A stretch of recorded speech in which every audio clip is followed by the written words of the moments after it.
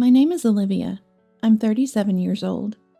Ever since I graduated from high school, I've been working from home. Today was my dear sister's wedding day. I was subjected to some really awful words from the groom's parents. Still, don't get it? There's no place here for a bottom-rung woman who didn't go to college. Know your place, will you? You want your sister to be happy, right? Such ugly faces twisted with malice. What foolish people they are. They must only be able to maintain their pride by looking down on others.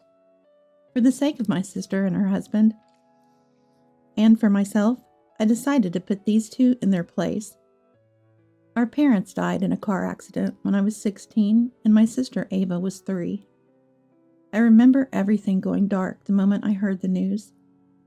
I think I even forgot to breathe or blink for a while. It was my father's brother and his wife who lived nearby that helped me get back on my feet. After that, my uncle became our guardian and took care of us for a long time. After graduating high school, I turned my part-time video editing job into a full-time career. At that time, Ava was 6 years old. Helping my sister learn and grow became my purpose in life. I might be biased as her sister, but Ava is smart, beautiful, and a kind-hearted girl. Top of her class in elementary, middle school, and high school. She's my pride and joy, and I'm not ashamed to show her off anywhere. And now, Ava was marrying a man she met through her boss's introduction. Let me introduce you. This is Jack. Jack, this is my sister, Olivia. Pleased to meet you. I'm Jack. Nice to meet you. I'm Olivia, Ava's sister. Jack, Ava's boyfriend, was just as wonderful as she was. He came from a good family, was good-looking, and a fine young man. They were the perfect handsome couple. But there was one thing I was worried about. It was Jack's parents. Jack mentioned something troubling when he came to introduce himself. My parents are a bit peculiar. I'm worried they might offend you, Olivia, when we meet. He even apologized in advance. To think he had to say that about his own parents? I became anxious about meeting them. The day of the meeting between the two families arrived. We met at Jack's family's home, as per their request. A large mansion with a grand gate. I was completely overwhelmed. Upon meeting them, Jack's parents did nothing but brag about their family and their son. You could say we're a distinguished family around here. Our house has been so for generations. Jack is an exceptionally talented child, even in our family. Your sister is lucky. There was no time for us to talk. Jack looked embarrassed. Eventually, Jack's parents suggested to Jack and Ava. Why don't you two go for a walk? They said. Jack, looking worried, took Ava out of the room. I will probably never forget the humiliation I suffered afterwards. Gone was the amiability of just a second ago. Jack's parents turned hostile. So I hear you sisters don't have parents. That's a pity. Can a girl raised in such a family really become a decent wife? What do you mean by that? Just what he said. Even kids from single-parent homes end up with warped personalities. Can you imagine what happens when there are no parents at all? As you've seen, doesn't Ava seem like a perfectly normal girl? She's academically excellent, considerate, always straightforward, and adores her sister. But the fact remains she's parentless. She hasn't been raised properly. There's no such thing as a plant that grows straight from bad soil, right? You understand our concern.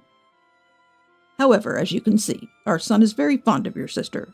We're making an exceptional case in welcoming her into our family as a wife. But? We don't want you at the wedding. You bring the tone down. You didn't go to college, did you? Having someone like that in the family is embarrassing. What arrogant and oppressive people. It was the first time I'd been insulted to my face about my birth and upbringing. But I had already been forewarned about Jack's parents' oddities by Jack himself. That allowed me to handle the situation calmly. I can't do that. What did you say? Indeed, my sister and I have no parents. We were never wealthy. Since we were young, we've supported each other and lived as best we could. If I'm not there, she would be devastated. I don't want to make my sister sad, so I will attend the ceremony. Don't be so presumptuous. Do you intend to bring shame upon us? Think it over. We're not afraid to take drastic measures. No matter what was said, I stood my ground. Jack's parents glared at me and hurled abuse.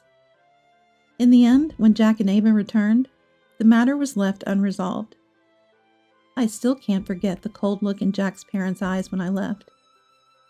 It was the day of the wedding. The solemn ceremony in the chapel was truly wonderful. Ava's happy expression when exchanging vows. I lost count of how many times I wiped tears with a handkerchief. I was overwhelmed with emotion. The trouble started after moving to the reception venue. I couldn't find my seat. When I asked the staff, "It was a directive from above." Everyone looked perplexed. As I stood confused, Jack's parents approached me and, pushing me towards a secluded area, said with a cold expression, "We told you not to come, didn't we? You must be quite foolish." "Well, it can't be helped. A bottom-rung woman who grew up without parents and didn't go to college." "Please stop this. Let me go back to the venue." "Don't you get it yet? There's no place here for a bottom-rung woman who didn't go to college."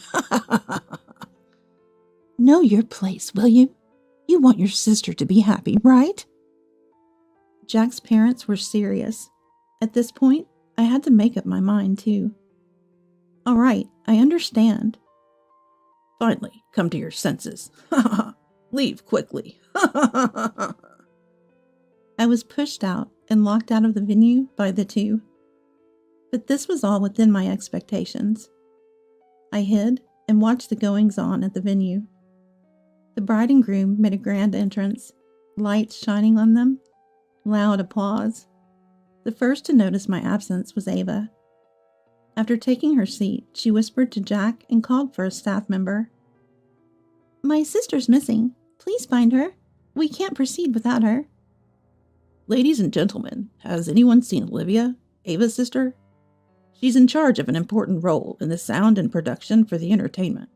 We can't continue the reception. She was here just a moment ago." Jack's call caused a stir throughout the venue. Many people were searching for me in the lobby and bathrooms. There were even critical voices wondering why the bride's sister would disappear silently. Indeed, I was supposed to utilize my video editing skills for the wedding reception. As Jack said, without me, none of the entertainment could start. Jack's parents were the ones panicking. They apparently hadn't realized how crucial I was. "Come to think of it, she said her stomach hurt and left a while ago." "We should look for her too. She must be around here somewhere." They were in a frenzy. They started looking for me. As they approached, I slipped out from my hiding spot. The other guests hadn't noticed yet. Jack's parents glared at me. "So you were here. Look, we're withdrawing our order for you not to come. Go back to the venue. We're allowing you to join. Without you, it seems nothing can start." "But didn't you say there's no place for a bottom-rung woman who didn't go to college?" "We're specially arranging a seat for you. Can't you take a hint? Be grateful, okay? This is special treatment." "That's right. Normally, we wouldn't allow someone like you to join." "You've been entrusted with an important role, so reluctantly, we're letting you join." Jack's parents still looked menacing, their disdainful eyes looking down on me, as if they were looking at something dirty. "But you understand, right? Keep this exchange to yourself." "If Jack finds out we kicked you out, who knows what he'll think? Promise you won't tell anyone, then we'll take you back." "I understand. I won't speak of this matter to anyone." Once I promised, Jack's parents smirked with a sarcastic smile. Then they took me back to the reception. pretending as if nothing had happened. Ava looked visibly relieved to see me. "Where did you go? What were you doing?" Relatives asked. Then, "I suddenly felt ill," I responded with a wry smile. Jack and Ava still looked uneasy. I hurried to the side of the bride and groom. "Thank goodness you're safe," Jack whispered. "Where have you been until now?" "Well, just as I expected, I was thrown out of the venue." "What?" "That's really unfortunate. It would have been better if nothing had happened." "It's regrettable. I'm sorry this happened, but there's no helping it now. Let's proceed as planned. You got the footage, right?" "I should have, but are you sure? It's your wedding reception after all." "Don't worry about it. I was prepared for this, and I want to set things straight." Jack's determination seemed unwavering. It was Ava and I who hesitated. Depending on how this goes, Jack's family might. Seeing me uncertain, Jack gave me a reassuring smile. "It's okay. Please go ahead. They're the ones at fault. We can't let them get away with this. They need to face the consequences." "Okay, if you say so, we'll proceed with the plan." I left the bride and groom and took my seat, prepared for what was to come. Finally, the reception resumed with a signal from the newlyweds. Then, the time for the first entertainment act arrived. I worked on my computer at a space provided backstage. The lights in the venue dimmed, and a large screen descended from the ceiling. The moment had arrived. I bravely pressed the play button. The screen showed footage of Jack's parents. The venue erupted in chaos. "What is this? Wait a minute. When did someone record this?" "Stop it! Who is doing this? Stop it right now!" It's no wonder they panicked. The footage showed them speaking harshly about me. "Don't come. You're foolish. Raised in a parentless home. Not college educated. Bottom rung woman. There's no place for you here." Their abusive words echoed in the venue. My voice of resistance was also captured. Unbeknownst to them, my accessory had a hidden camera. It was for gathering evidence in case Jack's parents harmed me. In the worst-case scenario, I planned to expose their abuse at the venue. Jack and I had agreed on this beforehand. "Stop it. Hey, staff, stop this video right now." "Where is that woman? She must have played it. Ah, there she is." Jack's parents noticed me backstage. They seemed intent on stopping me by force, advancing towards me. But before they could reach me, Jack and several men stood in their way. "Dad, Mom, you've done something terrible. Why would you do this?" "She's a bottom-rung woman who didn't go to college, that's why." "That's right. It's unacceptable for our family to have someone who didn't attend college." "This is for your own good, too. Having a non-college educated relative is just a nuisance." "That's right, Jack.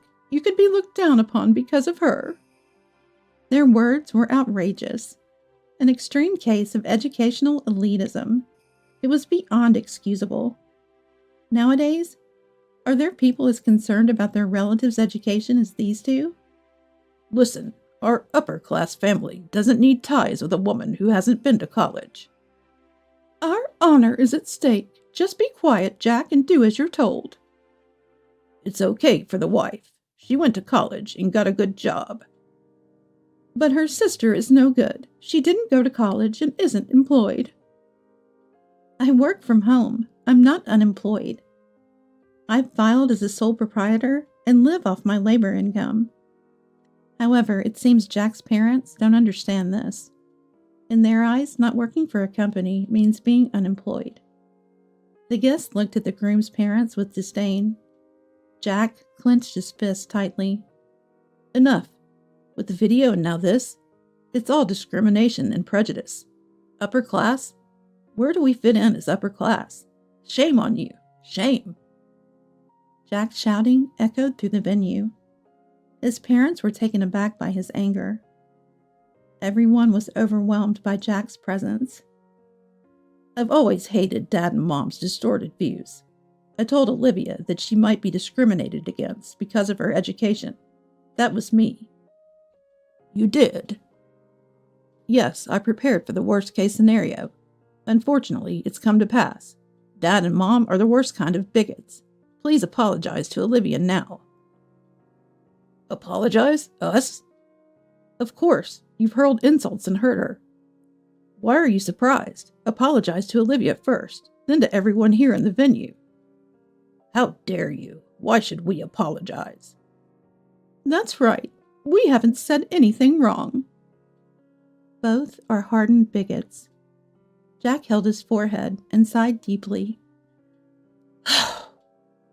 Taking the microphone from the staff, he addressed the whole venue. Ladies and gentlemen, I'm sorry you had to witness such an unpleasant scene. As you've seen, my parents are extremely discriminatory. Hey, Jack, stop it! I cannot apologize enough to Olivia, who has been hurt by their words. Since they are, as you see, allow me, their son, to apologize on their behalf. Jack, stop it now! I cannot agree or understand my parents' views. I'm ashamed as their son. I regret not intervening sooner. Jack looked truly distressed. It seemed he was frustrated by his inability to change his parents' views. As you've heard, they're stubborn. I can't handle them anymore. Therefore, I want to declare here that I'm cutting ties with my parents. What? Jack, what are you saying? Other relatives stopped the parents from trying to retract their statements. Everyone was angry at their arrogance. Someone questioned how they weren't ashamed to let their son go this far. Realizing their disadvantageous position, Jack's parents finally admitted their fault. They apologized to me and everyone in the venue, but it was too late. Following Jack's instructions, the staff escorted them out. Thus, the reception proceeded without the groom's parents. Later on, Jack formally declared he was cutting ties with his parents. He decided to leave his family home and start living in an apartment with Ava. When Jack came to tell me this, his expression was bright and clear. When I left home, both of them were crying. Frankly, I was astounded. Even after all that's happened, they still say it's not their fault. They both got quite a scolding from the relatives, too. Really, there's no saving them. His parents, proud of their son, were greatly weakened. After the reception, they faced significant criticism from their own family. Moreover, the incident at the venue leaked out and became the talk of the neighborhood. Now they seemed to be completely isolated in the community. Recently, Dad and Mom just kept blaming each other. It's like, this is all your fault. No, it's your fault. It's futile. It's clear they were both equally at fault. Neither of them wants to admit their responsibility. It's truly pitiful, Olivia. I'm really sorry for everything. Big sis, I'm truly sorry. I'm fine. You two don't have anything to apologize for. In a way, my sister and her husband were also victims. Their important wedding reception turned into such a mess. I hope Jack's parents spend years reflecting on their actions. Jack is a very strong-willed person. He's determined not to forgive his parents unless they completely change their ways. It's great that such a dependable person became my sister's partner. Being around my sister and her husband makes me think that marriage might be nice. These days, it's common for people to marry later in life. Even someone nearing 40 like me looking for a partner isn't unusual. Maybe it's time for me to start seeking a wonderful encounter. There are many ways to meet people, like parties and apps. I should step out without fear. And one day, I'll build a happy family, no less joyful than my sister's. That's how I'm positively thinking these days.